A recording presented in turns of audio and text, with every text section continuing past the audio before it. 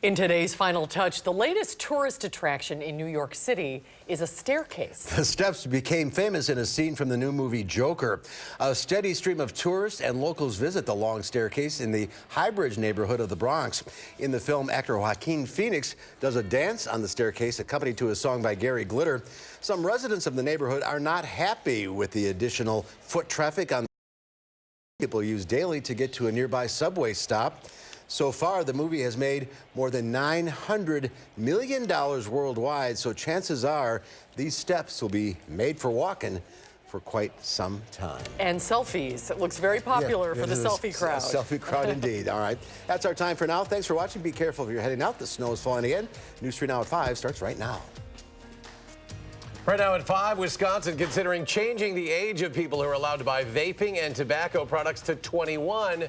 We'll hear about what's behind the change. The cause of a home explosion in Dane County is under investigation. What reminders an area fire chief is giving homeowners ahead of winter. Plus, Rock County Development is eyeing an area of town that's raising some eyebrows. What leaders in the town of Beloit are saying today.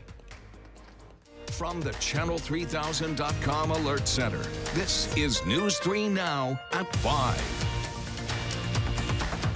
Thanks for staying with News 3 Now. Preventing Wisconsin teens from vaping. That's the goal behind a proposal at the Capitol. It would raise the minimum age to buy all tobacco products to 21. Our Rose Schmidt explains why doctors, health groups, and supporters say this change is needed. Rose?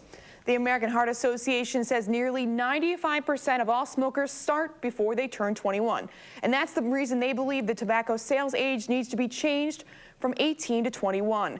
They're one of 25 groups supporting a bipartisan bill to increase the minimum age to buy products that have nicotine and tobacco and items like vape pens. E-cigarettes are becoming more popular in Wisconsin high schools, despite concerns that they could cause heart and lung damage. The goal of this bill is to stunt the growth of what local health officials have called a public health crisis. A lot of what we heard, too, from school administrators was we'd like kids to concentrate on what's going on in front of their education and not be dealing with vaping products, smoking products, things like that. So if you get out of the schools, we can at least concentrate on what we need to. During a public hearing today, some supporters said this bill doesn't go far enough, but it is a step in the right direction. 18 states and D.C. have already raised the tobacco sales age to 21.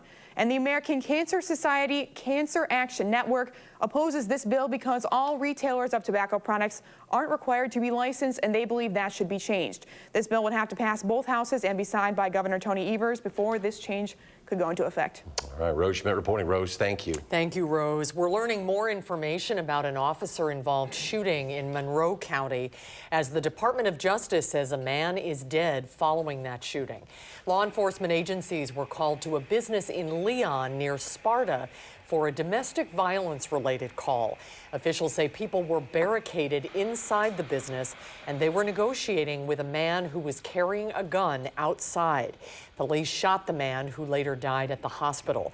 3 Monroe County Sheriff's deputies and 1 Sparta police officer are on administrative leave following the shooting, while the Division of Criminal Investigation looks into what happened. Milwaukee prosecutors have charged a 61-year-old man with a hate crime for allegedly throwing battery acid on a Hispanic man's face. Mahoud Villalaz suffered second-degree burns to his face last week when he says Clifton Blackwell confronted him over the way he had parked near a restaurant. Villalaz says Blackwell threw acid at him after accusing him of being in the U.S. illegally. Villalaz is a U.S. citizen who immigrated from Peru. The decision today means Clifton Blackwell could face an enhanced sentence if convicted on the charge of first-degree reckless injury. Well, we started out the day with a little snow, and now that colder weather is moving in. Let's check your first alert forecast. Here's Chief Meteorologist Gary Canalti. Gary? But we also have a burst of snow that's moving through right now, and that's making roads slick across southern Wisconsin.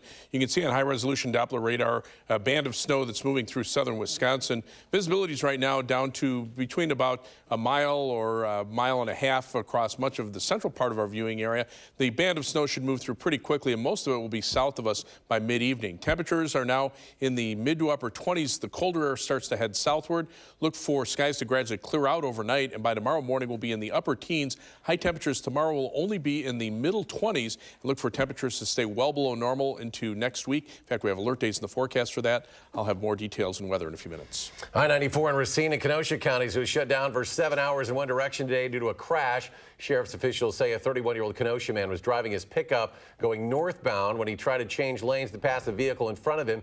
He crashed into a tanker truck. That caused the tanker to swerve, go through a median wall, and hit a semi-truck driving southbound, and it flipped. No one was severely injured. The driver of the pickup truck was ticketed. A family in Westport is out of their home tonight after an explosion that was caught on camera. And Danica Lewis joins us now with what we know. Danica? Well, Eric and Susan, we do now know that this was caused by a car that was left running in the garage, which led to a buildup of carbon monoxide and then an ignition source, then this. So that is video from a neighbor's home security system. Crews were called out around 8:30 this morning to find the windows of that garage just blown out and high levels of carbon monoxide throughout the entire building. Everyone did get out safely. No one was in the living space above the garage at the time of the explosion either. Whether you're warming up the car or cranking up the heat inside your house, this does serve as a good reminder. Making sure that all of your appliances, furnaces, and so on are properly maintained by professionals, making sure that you have both carbon monoxide and smoke detectors present, batteries are good and operable, and making sure your vents are clean around the house. Aaron Harris, the responding fire chief on the scene, tells me the explosion caused about $75,000 worth of damage. The house itself was not affected by the explosion, but the garage just can't be used anymore. There's too much structural damage there. MG&E was also on the scene today to narrow down the source of the explosion, help out with that, and make sure gas levels were safe. It's just good to hear that no one was hurt. Yeah, unbelievable video. Some important reminders, too, as we head into the heating season. All right, Danica, thank you. Sure. Thank you, Danica. The man suspected of hitting and killing a pedestrian Monday night on Highway 12 is out of jail on a $500 signature bond. Today, a judge ordered Sean Jones not to drive or use drugs or alcohol. He faces a tentative charge of operating on a revoked license causing death. The state has not filed a criminal complaint in this case yet and is still determining the charges. State Patrol investigators are performing a crash reconstruction and blood samples are at the state crime lab. Jones has a bail bond hearing scheduled for December 5th. The Madison man who pleaded guilty to raping and impregnating a 14-year-old girl last year will spend 8 years in prison, 5 years extended supervision. A judge ordered 32-year-old Prakash Biswa to not have any contact with the victim or her family.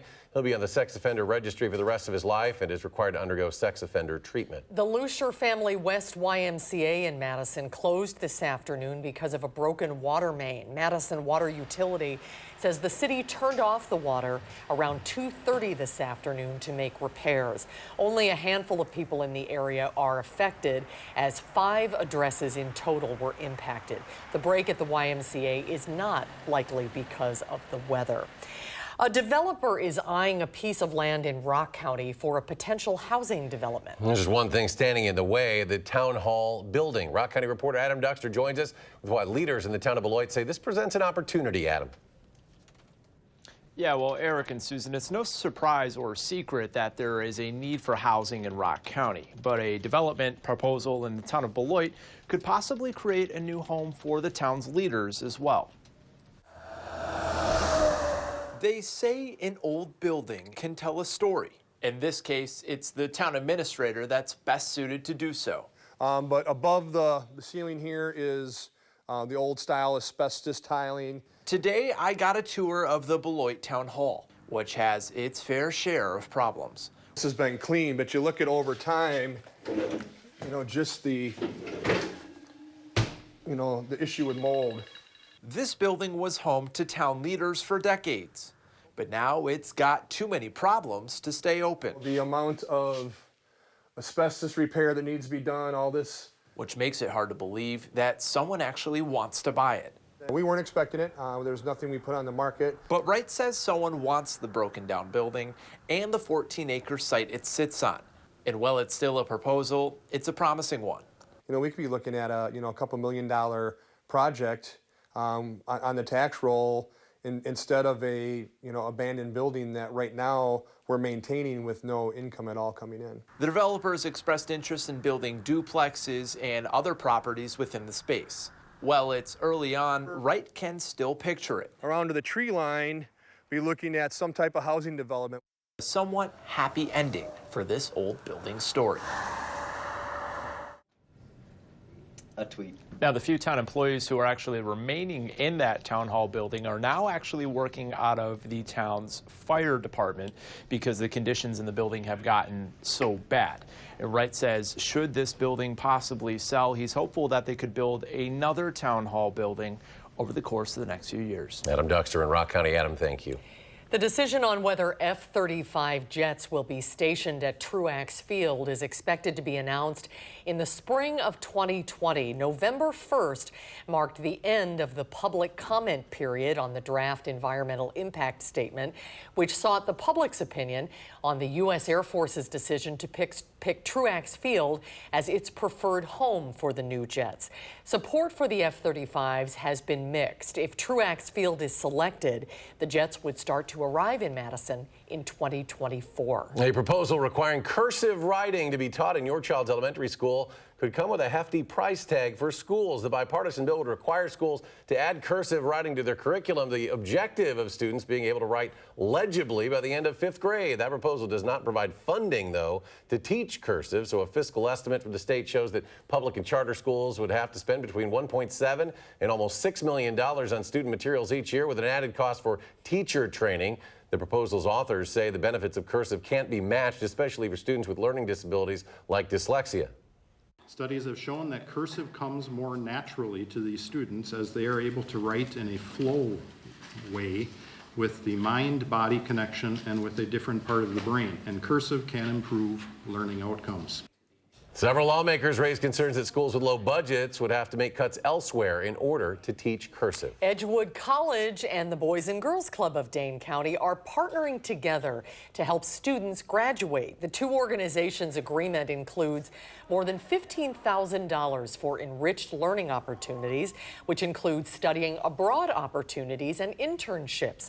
The partnership will benefit Madison area high school students who are in the Avid TOPS program, which focuses on preparing high school students for college. The agreement also includes additional support for advising, data sharing, and a designated office space for a Boys and Girls Club office for staff members to be accessible on the Edgewood College campus.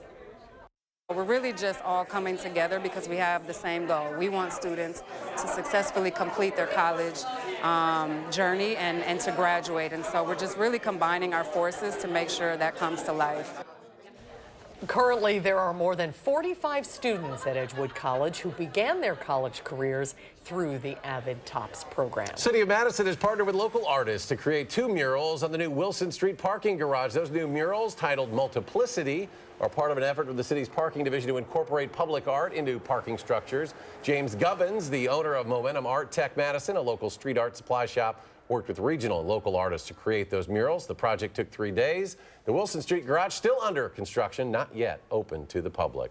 More to come on News 3 Now at 5. Up next, the impeachment inquiry of President Trump continuing as House Democrats announce public hearings set for next week. We'll tell you who is expected to testify. And then coming up tonight at 6, law enforcement agencies around Dane County are warning people to be aware of an increase in counterfeit money in the area. And marginal movement on Wall Street in midweek trading as the Dow falls 0.07 of a point. The Nasdaq lost 24. S&P gains 2. We'll be right back.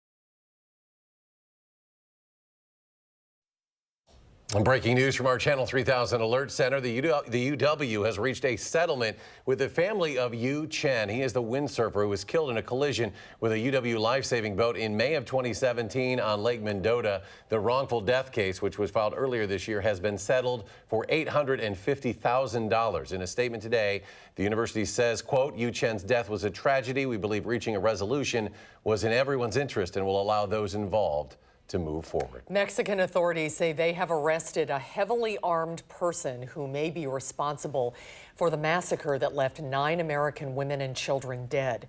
The suspect was found holding 2 bound captives in a car, but the person's involvement in the massacre of 3 women and 6 children is unclear.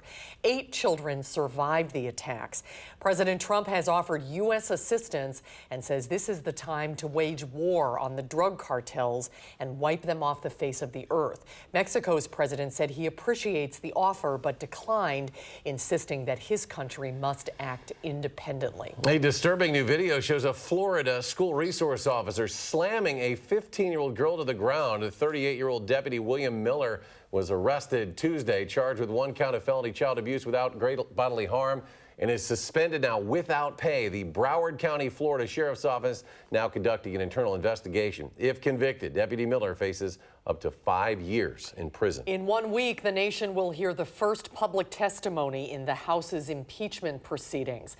First up, Ambassador Bill Taylor and Deputy Assistant Secretary of State George Kent on Wednesday, and then former Ambassador to Ukraine Marie Yovanovitch on Friday. All 3 have previously testified behind closed doors. The Democrats are investigating the president's dealings with Ukraine and his requests for politically motivated investigations as the U.S. withheld military aid from the country. Let's get a look at your first alert weather as the snow falls out there. Chief Meteorologist Gary Canalti with the latest. Gary? We have a band of snow that's moving through southern Wisconsin. We already picked up some snow earlier today. It wasn't quite as much as what we expected, but what we're going to add to it, for the most part, it's going to be light, but it'll probably bring our totals about to where we were thinking yesterday. Snow reports so far, mainly from this morning, 3.8 inches in Baraboo, 3.5 inches in Beaver Dam, officially in Madison, about 2.5 inches. But the farther south you go, the less the amounts were. So at the WISC-TV News 3 Now studios, a little shy of 2 inches. Milwaukee, just over an inch, and Monroe, only about a ½ inch of snow. But you can see this band of snow moving through southern Wisconsin. It's actually on the leading edge of colder air, and you can see it settling toward the south. So it'll probably snow for a few hours where you are, and then by mid to late evening, most of the snow should be gone. The lower the visibility, the heavier the snow is coming down. We got a 1 mile visibility in Boscobel, 1.25 miles in Lone Rock, and 1.5 miles in Madison and the Baraboo Dells Airport. But notice just to the north of that, those visibilities quickly improved to 10 miles. That indicates that just a few flurries are reaching the ground, if anything. Over the next 10 days, though, all temperatures are going to stay well below normal, in some cases to the tune of 20 to 25 degrees below average. You can see those high temperatures only in the 20s. A couple of days we get into the upper 30s, where the average high temperature should start out in the mid-40s and be, or in the upper 40s and be in the mid-40s by the end of that 10-day period. So we have alert days in the forecast for tomorrow and Friday for unseasonably cold weather. We could be flirting with record low high temperatures, coldest high temperatures for the day, as well as a record low temperature for tomorrow night. These temperatures will be about 20 degrees below normal. And then we also have alert days in the forecast for Monday, Tuesday, and Wednesday of next week. Again, for unseasonably cold weather with temperatures 20 to 25 degrees below average. And again, flirting with record low temperatures as well as record low high temperatures. As we look at the live view from the Queen Bee Radio Skycam in Platteville, we're seeing some light snow earlier. The WISC Skycam also showing some light snow falling here on the west side of Madison, and the Edgewater Skycam in downtown Madison showing some snow. You can see the lights of the Capitol being obscured a little bit by that falling snow. Almanac for today, high temperature only 31 degrees. The average high should be 49, and the low temperature 28 degrees. Right now we're sitting at 29 degrees with light snow falling. Winds out of the north-northwest at 9 miles per hour. Wind chill is at 20 degrees. We'll be looking at cold wind chills as well as those very cold temperatures over the next few days. So our forecast for tonight, mostly cloudy, light snow this evening coming to an end. Then it'll turn clear and colder overnight with a low temperature of 16. Tomorrow, look for a high temperature of 26 degrees. It'll be mostly sunny, but unseasonably cold. The record low high temperature temperature is 23 for tomorrow. On future track, the snow moving out tonight. Then notice how the skies clear by morning. That drops temperatures in the middle teens. Highs tomorrow only in the mid-20s with plenty of sunshine. Tomorrow night, those temperatures drop to around 10 degrees. That will be close to a record low temperature. The record low is 7. And then a little more cloud cover on Friday, but high temperatures only in the upper 20s. 7 to 10 day forecast. Again, those alert days in the forecast. A little warmer for Saturday, then falling temperatures on Sunday. And then through next week, we stay very cold. Maybe a little bit of warm up as we head toward the following weekend. As we take a look at first alert traffic right now, well, with the snow falling, it's making roads slippery.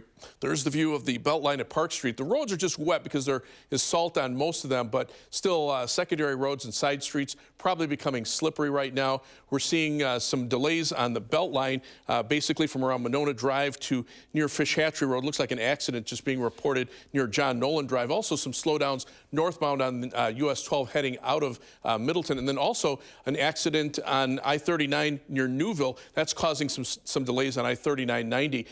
Right now, 27 minutes on the westbound Beltline from University Avenue to the Interstate, 21 minutes back in the westbound direction, 30 minutes down to Janesville on I-39-90, 31 minutes to Sauk City on US 12, and 22 minutes to Sun Prairie on US 151 and East Washington Avenue. That's your News 3 Now First Alert traffic. Thank you, Gary. Still ahead on News 3 Now at 5. A new smartphone app with live updates is working to ease anxiety for families in hospital waiting rooms. We'll show you how it works.